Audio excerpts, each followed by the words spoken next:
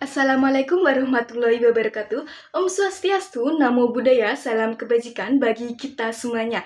Perkenalkan, saya Nabila Aurelia Pramesti dari Universitas Negeri Surabaya. Izinkan saya berpidato dengan berjudul Dari Tragedi Afan untuk Indonesia Saat Demokrasi Diuji oleh Kekuasaan. Hadirin yang saya hormati, pada tanggal 25 Agustus di tahun 2025, seorang bernama Afan Kurniawan menggema di berbagai sosial media. Seorang driver ojek online yang seharusnya pulang membawa senyum untuk keluarganya, justru pulang dalam diam dan dengan tubuh terbujur kaku. Ia tewas setelah tertabrak kendaraan taktis Brimob saat aksi demonstrasi. Afan bukan perusuh, ia hanya rakyat biasa. Tapi nyawanya hilang di jalan yang seharusnya dijaga, bukan dihakimi. Artinya, tragedi ini bukan soal bentrok antara aparat dan pendemo semata, tapi tentang rakyat biasa yang diikut jadi korban karena lemahnya kontrol kekuasaan dan prosedur keamanan. Lalu, bukankah sudah sewajarnya kita bertanya apakah aparat masih menjadi penjaga ketertiban atau bahkan ancaman bagi kebebasan? Hari ini kita tidak sedang membicarakan nyawa saja, tapi sedang berbicara tentang wajah hukum di negeri ini, tentang bagaimana kekuasaan bisa berubah menjadi ketakutan dan ancaman bagi rakyat, serta bagaimana suara rakyat bisa padam di tengah teriakan penegakan hukum. Tragedi ini bukan soal sekedar berita yang lewat di layar ponsel kita. Ini adalah cerminan dari rapuhnya keadilan dan lemahnya demokrasi kita. Saudara-saudara sekalian, pada sejatinya aparat negara kita adalah tameng rakyat, bukan penguasa rakyat. Mereka hadir untuk menegakkan hukum, bukan menindas suara. Namun realita di lapangan terkadang berkata lain. Gas air mata melayang di udara bukan untuk menenangkan, tapi untuk membungkam suara rakyat. Tongkat dan perisai bukan lagi simbol perlindungan, melainkan ketakutan. Dan ketika rakyat takut bersuara, di sanalah demokrasi perlahan sekarat. Perlu diingat bahwasanya demokrasi lahir dari suara rakyat. Tapi apa artinya demokrasi jika rakyat bahkan tidak merasa aman di negerinya sendiri? Ketika aparat kehilangan kendali, ketika kekuasaan lupa pada batasnya, maka yang pertama hilang adalah rasa percaya. Percaya bahwa aparat ada untuk melindungi, bukan hanya menakuti. Percaya bahwa hukum berpihak pada kebenaran, bukan hanya pada kekuasaan. Kematian Afan bukan sekedar kecelakaan, tetapi cerminan rapuhnya keadilan dan tanggung jawab negara terhadap warganya. Sebab tragedi ini menunjukkan betapa tipisnya garis antara penjaga ketertiban dan ancaman kebebasan. Saudara-saudara sekalian, dalam Sustainable Development Goals atau SDGs ada tujuan ke-16 yaitu Peace, Justice, and Strong, mengenai tujuan yang menyuarakan agar setiap negara membangun masyarakat yang damai, adil, dan lembaga yang bertanggung jawab serta lembaga yang kuat. Sayangnya kasus seperti Afan justru menyingkap bahwa lembaga kita belum cukup untuk memastikan keadilan. 3 anggota Brimob memang menjalani sidang etik, tapi rakyat masih bertanya, apakah sanksi administrasi cukup untuk menebus hilangnya nyawa seorang warga negara?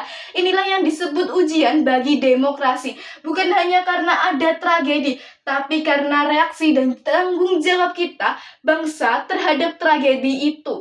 Demokrasi sejati tidak hanya diuji di kotak suara, tetapi di jalanan, di ruang publik, di hati rakyat kecil. Apakah negara benar-benar hadir untuk melindungi mereka?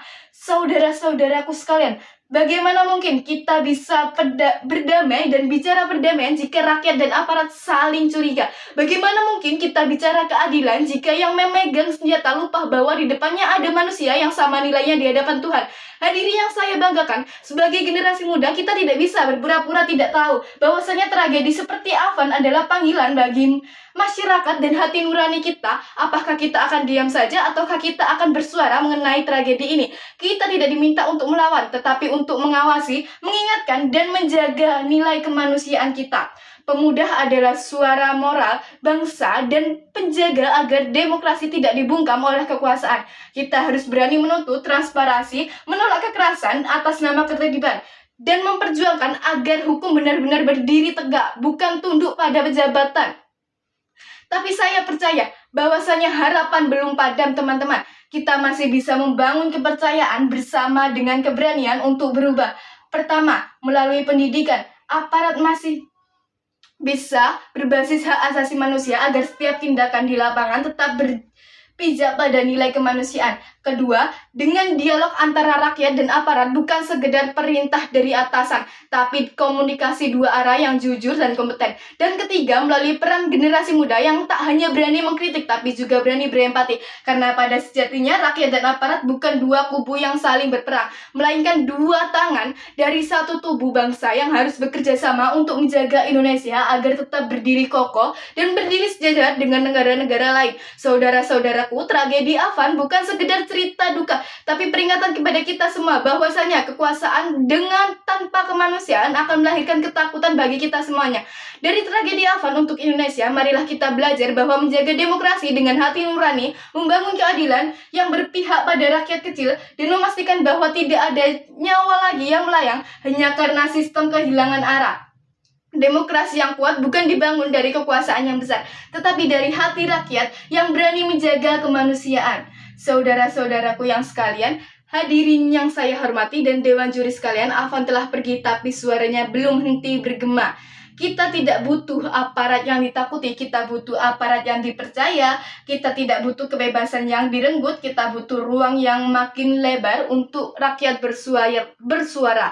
Mari pastikan bahwa aparat tidak menjadi jurang bagi kebebasan, melainkan jembatan bagi keadilan. Dan ketika aparat dan rakyat kembali bergandeng tangan, di sanalah SDGs 16 bukan sekedar tujuan, melainkan kenyataan untuk mencapai sebuah Indonesia yang damai, adil, dan berberi kemanusiaan. Karena pada sejatinya, rakyat dan aparat bukan dua kubu yang saling harus bertarung. Mereka harus menjadi pilar bersama bagi Indonesia yang damai, adil, dan beradab. Terima kasih, sekian dari saya. Wassalamualaikum warahmatullahi wabarakatuh.